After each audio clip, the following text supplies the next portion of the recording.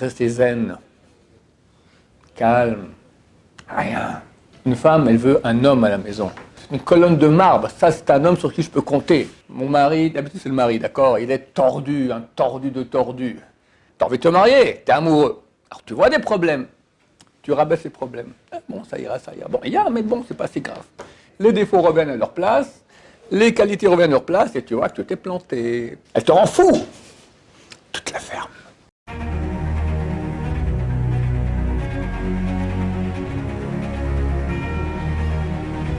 Ce show dédié pour la Refoua Shema de Rivital Bat Rana et de Odette Bat Zora. Bezrat Hashem, que Dieu leur envoie une guérison rapide et complète.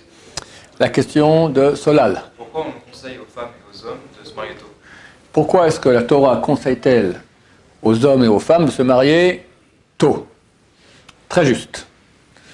Très juste. Alors en fait, il y a deux aspects dans la question. Il y a la maturité physique et la maturité psychique, psychologique. Dès l'âge de 15 ans, on va dire, grosso modo, même un peu avant, l'homme a déjà un réveil physique qui fait que les glandes testiculaires commencent à produire de la semence. Et donc, avec cela, il a des pensées de femmes interdites. Donc, avec cela, à Dieu ne plaise, il peut se mettre en état d'érection, ce qui est interdit. Donc, Chas et Shalom, il peut arriver même à Zera la Batala, de la semence en vin, involontaire, ou même à Dieu ne plaise, volontaire. Shulchan Aruch, il écrit qu'il n'y a pas de péché plus grave que cela. Chapitre 23 de Even Haezer. Et il y en a des plus graves. Mais Shulchan Aruch veut mettre l'accent là-dessus, à quel point c'est grave. Dès lors, s'il a des besoins physiques, sexuels, qu'il se marie. Comme ça, il a une femme et normalement, il pourra évacuer toutes les pressions sexuelles qu'il y a dans son corps. Donc, c'est très conseillé de se marier tôt. Et la Gemara, je crois que c'est Rav Chisda, il a dit, je me suis marié à l'âge de 15 ans, je crois que c'était comme ça. Il a dit, si je m'étais marié à l'âge de 13 ans, j'aurais flanqué une épée entre les yeux, dans le front du Yetzer Hara, du mal, d'accord? J'aurais plus aucune pulsion négative. Aujourd'hui, en Occident, on se marie plus tard.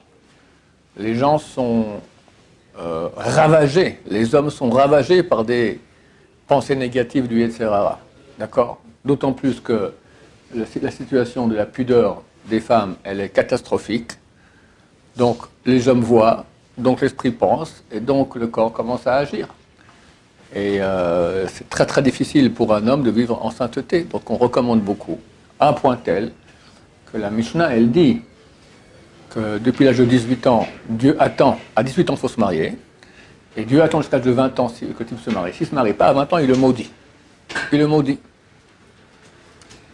Et j'avais un élève ici, que je pensais qu'il n'était pas prêt pour le mariage. Et je voulais voir un rabbin, un des grands de la génération chassidique. Je précise parce que chez eux, c'est beaucoup plus dans le sang de se marier très tôt. Les chassidim se marient très très tôt. Et lui, il m'a dit, bien sûr qu'il se marie. Il marié droit dans les yeux comme ça. Il m'a dit, celui qui ne dit pas comme ça, Toeb Edvar Mishnah. Il se trompe dans une Mishnah. Mishnah, c'est la base des bases. Quelqu'un qui se trompe là-dedans, c'est un nul, d'accord? Il me regarde droit dans les yeux. Si tu lui dis de ne pas se marier, tu es un nul.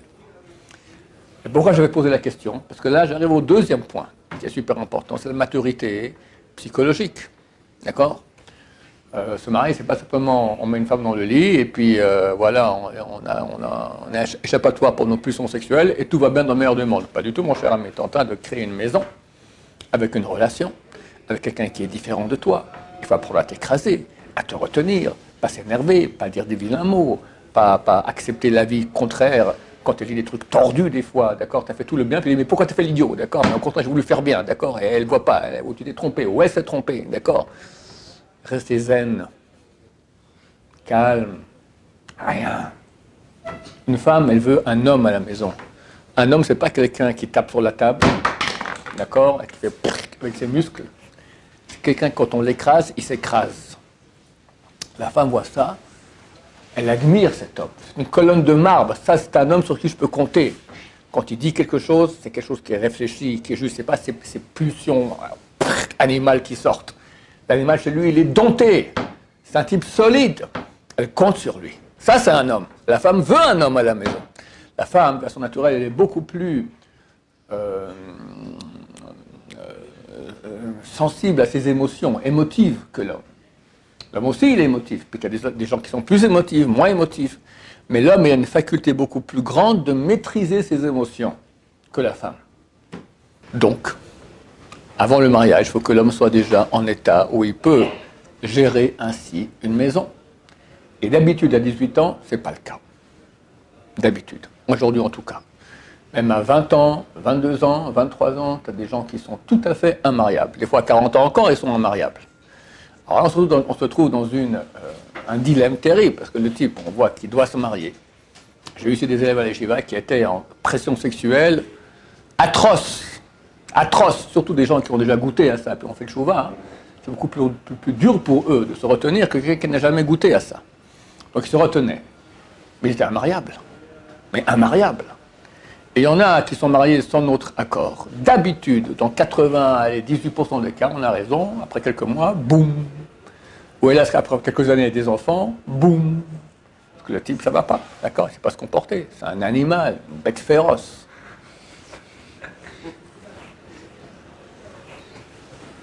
Quelqu'un peut croire qu'il est déjà prêt pour le mariage, parce qu'il est bien. Mais il ne sait pas ce que c'est. Une des grandes écoles pour le mariage, c'est ici, la vie en communauté. D'accord? On est en hiver, il fait froid, et ton voisin ouvre la fenêtre de la chambre. Ou on est en été, il fait chaud, et il ferme la fenêtre de la chambre, par exemple. Ou il ronfle. Ou sous votre respect, ils ne sont pas bons. D'accord? Ou qu'est-ce que j'en sais, moi? Il est monté avec ses pieds sales sur ton oreiller. D'accord? Ou qu'est-ce que j'en sais? Il y a 40 000 raisons qu'on peut ne pas s'entendre. S'écraser.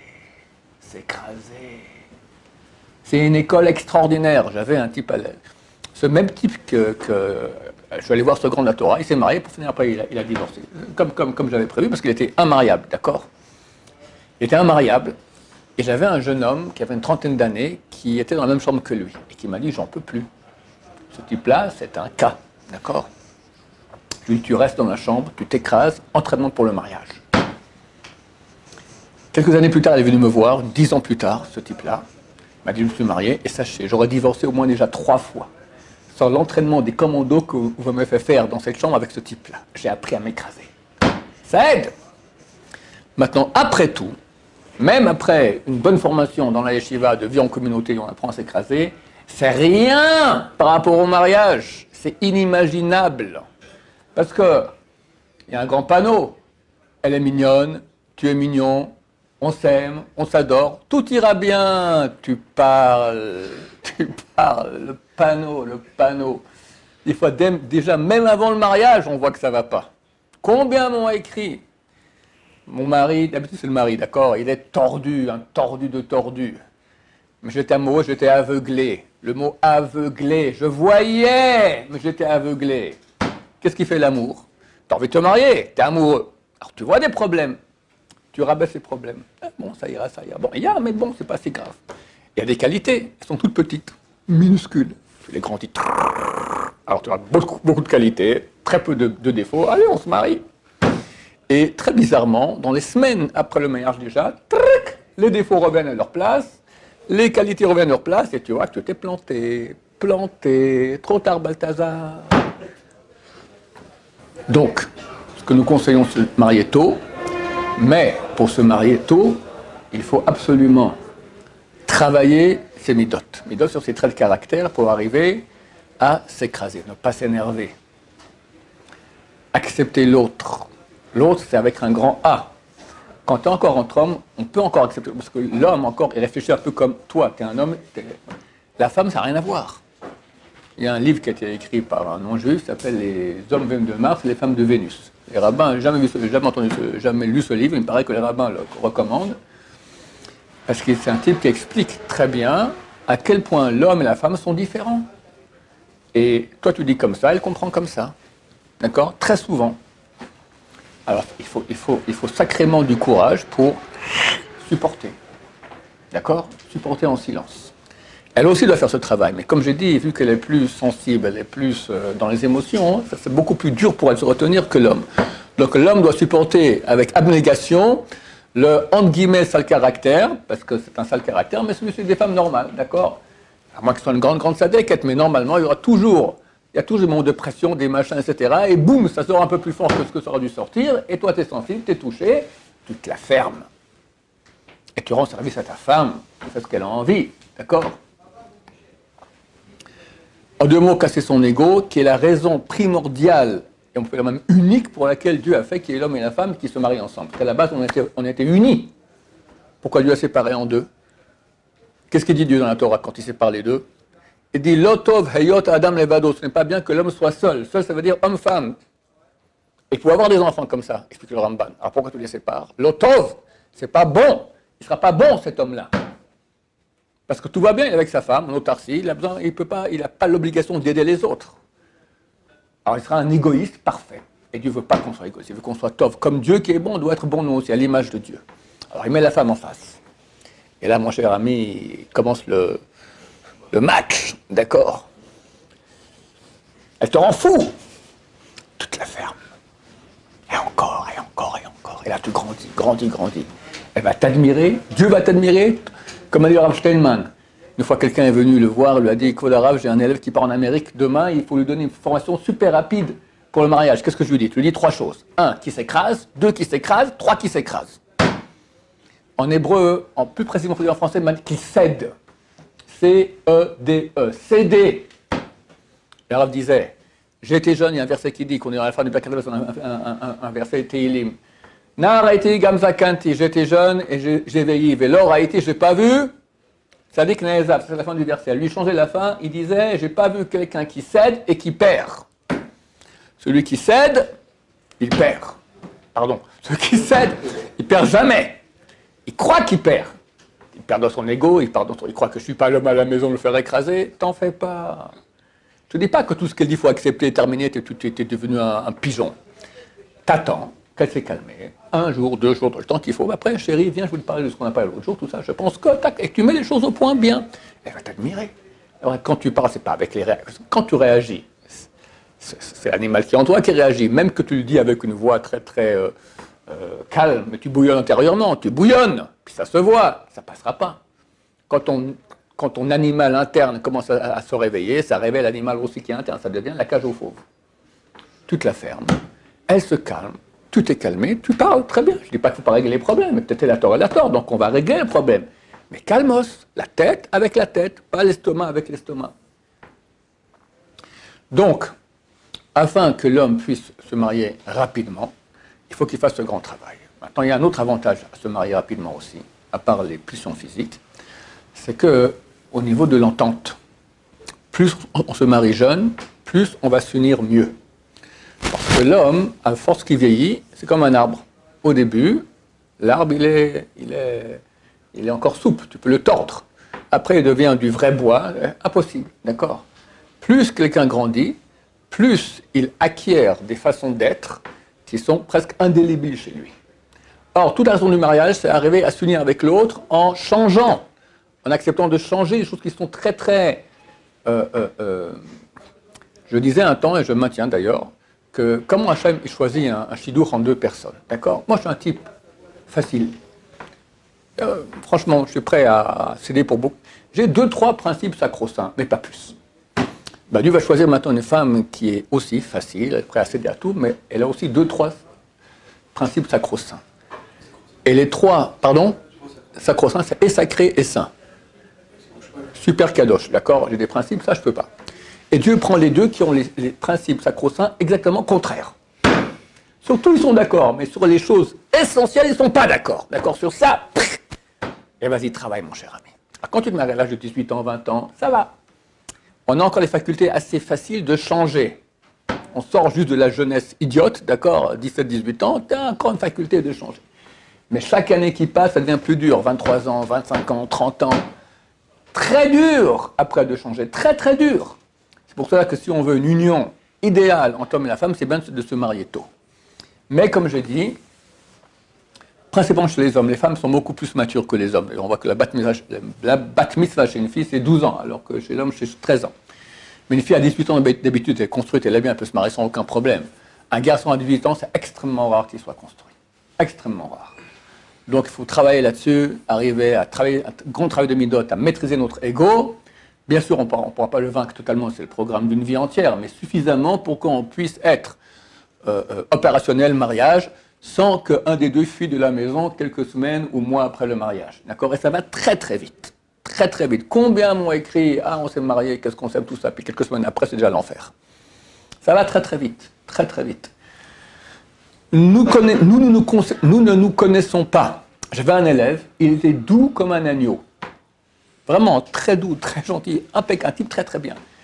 Et déjà, avant le mariage, je me dis, je ne me reconnais pas. J'ai des crises tout à coup de nerfs. Terribles avec ma fiancée. Mais je n'ai jamais été comme ça. Mon cher ami, on commence à faire guili-guili à ton ego. Tant que tu vivais, alors il y a des fois, on nous embête dans le bon, alors on tient la route, c'est pas si grave. Quelqu'un me dérange dans ma chambre, je change de chambre, d'accord? Mais la femme, elle est très très proche de toi. On est très très vulnérable et on s'aime. Donc chaque petite mauvaise note, ça fait mal. T'as mal, tu réagis. Donc ça demande un travail sur son ego extrêmement grand. Et ne croyez pas que même quand on l'a fait, tout va aller très bien. Après le mariage, il y a beaucoup de travail. Mais si on fait ce travail, et si on se plante parce qu'on se plantera, on demande pardon comme il faut bien, on va ta chef, tout ira bien, on aura beaucoup d'enfants dans la Torah. Oui. Le truc de se calmer au bout de 2-3 jours. Parce que si à la personne, je ne lui dis pas ce que je ressens, je peux avoir de la haine contre elle parce que je ne suis pas clair envers la personne. Regarde, la haine que tu as, ça provient de l'âme animale qui est en toi.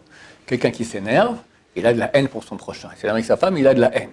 C'est certainement pas maintenant qu'il peut lui parler. Et il ne doit pas exprimer sa haine. Rien. Qu'il l'avale.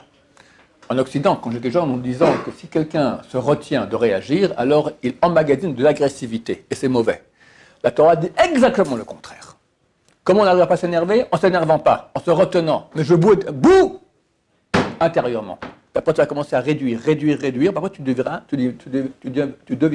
zen. Il n'y a pas d'autre moyen. C'est pas en cognant dans un punching ball ou dans le mur, en se cassant la main, comme je connais des gens qui l'ont fait, d'accord, que tu vas te calmer. Au contraire, tu bois intérieurement, tu te calmes, tu réfléchis, et lentement, ça passe. Et à mesure que tu fais cet exercice-là, alors c'est comme un muscle qui arrive à maîtriser ta colère de plus en plus. Au bout d'un moment, tu n'as plus de colère, tu n'as plus de haine. Là, tu vas aller parler avec elle. Avant, à quoi ça sert? Tu vas réveiller sa haine aussi à elle. Ça va être encore pire. Tu dis, je vais lui expliquer gentiment, elle m'a envoyé un punching sur une tomate sur la tête. Comme ça, tu vas encore plus t'énerver. C'est pas comme ça. Il faut être très calme. Et après, quand les deux sont calmes, c'est presque oublié. On n'a même plus envie d'en parler. Là vient la mitzvah. Mitzvah, on n'a jamais envie de faire une mitzvah. Quand on a envie de faire une mitzvah, c'est pas la mitzvah. C'est l'ego qui boue. Quand tu n'as plus envie, là va parler. Voilà. Là, ça sera bien. Bezrat Hashem. D'autres questions? Oui. Comment on fait quand on est prêt à se marier? Tout le monde a ton rave. Mais en gros, si tu es quelqu'un de responsable, quelqu'un de droit, quelqu'un qui... Dans la vie, on voit l'ego, d'accord? Tu t'énerves pas. Quand on te marche sur le pied, ça va, c'est pas si grave. Tu travailles. Normalement, ça devrait aller. Il faut être responsable, sérieux et avoir travaillé passablement sur son ego. Maintenant, on a beaucoup de mauvaises méthodes aussi, la paresse par exemple. Ça, c'est une chose incompréhensible, d'accord? Je vais expliquer. Les hommes sont paresseux et beaucoup d'hommes ont un problème de lever le matin. Les femmes en général n'ont pas ce problème. Maintenant, une femme ne comprend pas comment son mari, qui est censé être religieux, il est déjà 7 heures, il doit être à la synagogue, il est encore dans le lit. Alors, nous, entre hommes, on sait très bien parce qu'on a le même Yetzer Hara. Mais la femme ne comprend pas. Elle ne comprend pas. Pour elle, c'est très très dur d'accepter une chose pareille. Il faut l'expliquer. Quand il manque un grain dans la tête, on est un peu toqué, d'accord? Mais ça ne suffira pas. Il faut se lever, d'accord? C'est clair. C'est des choses que la femme... J'ai connu un couple qui a failli divorcer une fois. La femme, elle est rentrée à 5 heures de l'après-midi du travail. Elle a vu son mari encore dans le lit. Ben, ça va péter en cacahuète, d'accord? Et c'est normal. Maintenant, quelqu'un, vous savez, ça a commencé le matin, tu es entre 9h, 10h, midi, tu es fatigué, jusqu'à 5h, c'est facile d'arriver à un truc pareil. Mais la femme, elle ne comprend pas ça, un truc. Tu n'es pas responsable, en 2 mots. Ça, les nerfs, aider dans la maison. D'accord? Combien de couples ont des bagarres pour des bêtises, descendre la poubelle? Pourquoi c'est toujours moi? Descends la toi, d'accord? Et boum, elle a raison, elle bosse pendant 2 heures pour faire un bon repas, monsieur. On demande gentiment qu'il descende la poubelle, il fait la tête. D'accord? C'est pas facile. C'est pas facile. Moi, je dis à ma femme, bah, un cadeau de Olam Haba, combien de belles poubelles j'ai dans le Olam Haba, d'accord? C'est un chesed, c'est aider. Ces poubelles-là, elles vaut des milliards. Ne croyez pas que je suis très bon avec ma femme non plus, d'accord? J'essaie d'être bien, mais ne croyez pas que je sois un exemple non plus. Mais on se travaille pour arriver à faire du chesed, à aider, d'accord? Elle n'est pas ta servante. Toutes ces choses-là feront que la femme va apprécier son mari, elle va l'admirer, et votre Hachem, ils s'aimeront beaucoup dans une joie et un amour idéal. D'autres questions, messieurs? Oui. D'aimer, comment finalement on aime maintenant si... On va dire que chaque fois on va être en ce style-là, nous on va être en contradiction. On préfère baser finalement et dire, tu sais quoi, on a peur d'arriver à un stade, on va dire, tu sais quoi, on vient, on parle plus, on détend, juste, on doit faire ce qu'on doit faire ensemble, et sinon après il y a plusieurs. Non, regarde, tu parles d'un couple qui ne s'aime pas. Un couple qui ne s'aime pas, hein, c'est beaucoup plus compliqué. Mais normalement, si on se marie, on s'aime. Il y a des gens qui disent on se marie, après on commence à s'aimer. Moi, je suis contre cela, parce qu'on ne peut pas se marier sans aimer déjà sa kala. Et ça va très vite, hein, faut pas croire. La méthode Shidur que nous faisons ici en Israël, c'est 8 rencontres, après on décide, oui ou non. Normalement, entre 4e, 5e, 6e rencontre, c'est pas amour, c'est un feu. Une fois un élève est venu me voir et me dit, au bout de la 4e rencontre, je sens rien du tout. J'ai dit, continue. 4e, ça vient entre 5 et 6. À la 5e, il revient, je suis fou d'elle, d'accord, complètement, c'est le coup de foudre terrible. Ça vient, quand ça vient très fort. Et c'est sur cette base-là qu'on se marie. C'est une colle, je ferai peut-être un cours une autre fois là sur le sujet, c'est une colle artificielle que Dieu a fait, c'est pas l'amour, c'est le charme, ça s'appelle. On ne peut pas être encore amoureux, c'est du charme, mais c'est plus fort que l'amour. C'est une colle pour que ça marche. Ça permet que le couple s'unisse, et dans cette période-là, il va commencer à créer le vrai amour qui provient de l'investissement. En fonction d'un investissement qu'on fait dans une chose, on devient attaché à cette chose. D'accord, si je crée une table maintenant, je la construis, et on me dit la même table au magasin, même plus belle. Non, moi je préfère la mienne. Pourquoi? Elle est plus belle celle du magasin, parce que j'ai investi là-dedans. On sait, dans les familles où il y a des enfants problématiques, à problèmes handicapés, etc., les parents ont plus d'amour pour l'handicapé que pour les autres. Pourquoi? Parce qu'ils s'occupent de lui tellement, ça crée un amour. Donc dans le cadre des sacrifices dont je viens de parler, que le mari doit faire pour sa femme, ça crée de l'amour. Maintenant, s'il y a une bagarre, pendant la bagarre, on ne s'aime plus. D'accord, mais ça revient. On n'est pas idiot, on comprend. Si j'étais amoureux hier, ça va revenir aussi après. Et si pendant 100 fois on s'est bagarré, puis à la fin on s'est calmé, l'amour il revient. Donc c'est pas une raison de partir en cacahuète et dire on ne s'aime plus. Mais c'est vrai que s'il y a trop de bagarres, l'amour il part et il revient plus. Et ça c'est beaucoup plus dur à réparer. Parce que la personne souffre, elle espère encore réparer, encore on va s'arranger, mais au bout d'un moment qu'on se trouve tellement, ça devient insupportable. Et là on arrive, hélas, à des choses terribles. On est différent. Mais c'est l'occasion justement de se dépasser, travailler sur son ego. C'est vrai. C'est pour ça qu'il faut déjà arriver au mariage avec une certaine dose de travail qui a déjà été fait, parce que sinon, si on commence le travail à zéro, ça sera avec les larmes de sa femme. Elle va pleurer 100 fois, elle va pleurer 300 fois, elle peut pleurer 1000 fois, puis au bout de 1000 fois, elle rentre chez sa mère. Elle a raison, parce que tu es un nul. Alors le travail qu'il faut faire déjà, c'est au moins les 700 fois, première fois, tu les prépares déjà. Déjà ici, tu vas t'écraser 700 fois, comme ça avec ta femme, que 300 fois elle aura pleuré, tu auras eu une bonne leçon, déjà tu sauras qu'il ne faut plus faire les bêtises que tu fais.